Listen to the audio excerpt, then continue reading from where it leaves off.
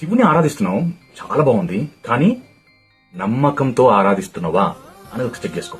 అంటే శివుడు ఉన్నాడు, శివుడు నాలో ఉన్నాడు, శివుడు నాతో ఉన్నాడు, శివుడు ఉన్నాడు కాబట్టి నేను ఇలా ఉన్నాను అనే నమ్మకంతో ఆరాధిస్తున్నావా, లేకపోతే ఏదో నీ కోరిక తీరడానికి ఆరాధిస్తున్నావా?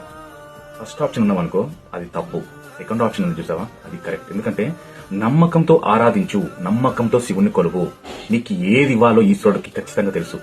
ఈ లోకానికి ఏది ఇవ్వాలో పరమేశ్వరుడికి తెలుసు. నీకు ఏది ఇవ్వాలో తెలియదా? అందుకే భక్తి కల్మషం లేకుండా ఉండాలి, నిస్వార్థం లేని భక్తి ఉండాలి.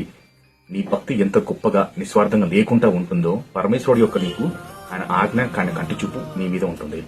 అందుకే నువ్వు ఎంత గొప్పగా ఆరాధిస్తున్నావు కాదు, ఎంత నమ్మకంతో ఆరాధిస్తున్నావు అనేది ముఖ్యం. ఈశ్వరుడిని నమ్మకంతో ఆరాధించాలి. శివుడు ఉన్నాడనే నమ్మకంతో పూజించాలి. శివుడు నాతో ఉన్నాడు అనే నమ్మకంతో పూజించాలి. శివుడు ఎల్లవేళలా అందరికీ తోడుంటాడనే నమ్మకంతో పూజించాలి.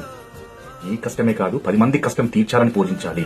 నీ బాధలే కాదు, నీ దుఃఖాలే కాదు, 10 మంది దుఃఖాలు కూడా పరమేశ్వరుడు చల్లగా చూడాలి, చల్లగా తీర్చాలి, వాళ్ళందరూ కూడా బాగుండాలని పూజించాలి.